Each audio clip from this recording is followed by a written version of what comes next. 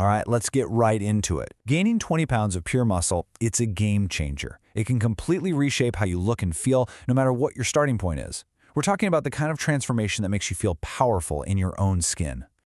But here's the thing, and this is kind of a reality check. If you look at the data, fewer than 5% of people ever actually do this naturally. I mean, think about that. For all the people hitting the gym day in and day out, that number is shockingly low. So, why? What's going on? Is it genetics? Age? No. It's because they're missing a simple, straightforward system.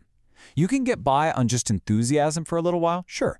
But to get real, lasting results, you need a plan. And that's exactly what we're going to break down right here. Okay, let's start with the absolute biggest piece of the puzzle. This is the 90%er. We're talking about your training. Think of it as the engine that drives every bit of muscle growth. Get this right, and you're most of the way there. Now, this is probably going to flip everything you thought you knew on its head. We've been taught that more is better, right? More time in the gym equals more muscle. Well, when researchers studied the world's best natural bodybuilders, they found something incredible. On average, they only do about 12 sets per muscle for the entire week. And this chart shows you exactly why that works. This comes from research out of Dr. Mike Sordosa's lab, and it shows a classic case of diminishing returns. You see that? Those first few sets, bam, they give you a huge stimulus for growth. But as you keep adding more sets, especially past 10, what you get back from them just plummets. More is not always better. So if it's not about the sheer volume of sets, what is it? It's all about intensity. Dr. Zordos also found that when you push your sets right to the edge, we're talking just 1 or 2 reps away from not being able to lift the weight another time, the muscle growth you get from that set almost doubles. The key takeaway here is that the quality and effort of your sets matter so much more than the quantity. This really gives you 2 main paths to choose from. On one side, you've got the intensity method.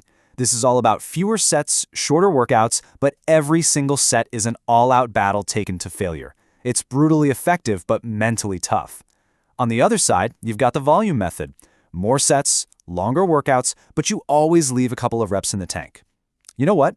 Neither one is better. The best one is the one that fits your personality and you can stick with. But here's a little secret weapon, a simple switch you can make, no matter which style you pick, that can speed up your results by as much as 30%. It's all about frequency. Instead of cramming all your chest work into one day, for example, split it up. Hit each muscle at least twice a week. That one change can make a massive, massive difference. Okay, moving on to the next piece of the system. If your training is the engine that's screaming to go, your nutrition is the high-octane fuel it needs to actually perform. You absolutely cannot have one without the other. It just won't work.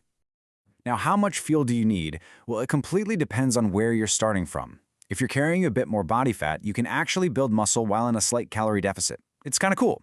But if you're already lean, you absolutely need a calorie surplus to grow. And notice how that surplus gets smaller the more advanced you get. Just use this table as your guide. And what about protein? We hear about it all the time. But honestly, its effect is a lot smaller than all the marketing would have you believe. You do not need to be chugging protein shakes 24/7. The science is pretty clear. Shoot for about 1.6 grams per kilogram of your body weight. That seems to be the sweet spot. Anything more than that doesn't really add much extra benefit for muscle growth. You know, one of the biggest mistakes I see people make with their nutrition is right before they train. To have an amazing workout, you've got to time it right. About 2 hours before you hit the gym, have a solid meal with some slow-digesting carbs, like oatmeal. That's your long-term energy. Then, about 30 minutes before, have some quick energy, like a piece of fruit. Nail this timing and your performance will thank you. So we've nailed down training, we've got our nutrition dialed in, but there's one final piece of this puzzle. It's the one that most people completely ignore. And it's the catalyst that actually allows your body to repair, recover, and build the muscle you work so hard for in the gym. And that catalyst? It's sleep. As sleep expert Dr. Andrew Spector puts it, your body releases critical muscle-building hormones like growth hormone and testosterone when you're sleeping. If you're shortchanging your sleep, you are literally robbing your body of the natural chemical signals it needs to grow. It's that simple. And listen, it's not just about lying in bed for 7 or 9 hours. That's not the goal. If you're sleeping that long but you wake up feeling tired and groggy, that's a sign that the quality of your sleep is poor. The real test is, do you wake up feeling refreshed? That's what matters. The great news is you can usually fix this pretty easily by just controlling your environment. 3 things you can do tonight.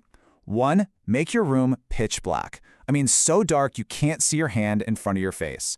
2. Block out sound. Get some simple earplugs. And 3. Keep it cool.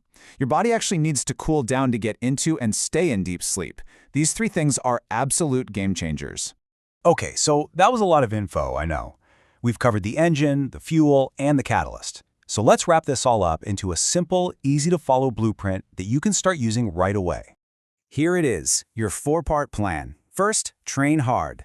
Remember, the quality of your effort is what triggers growth, so push those sets. Second, split your volume. Hit your muscles at least twice a week to give them more chances to grow. Third, eat smart.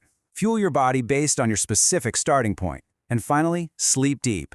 Lock in all your hard work by prioritizing high-quality rest. At the end of the day, the biggest challenge isn't knowing what to do. It's actually doing it consistently, week in, week out. This blueprint, it works. The science is solid. The only question left is, will you put in the work?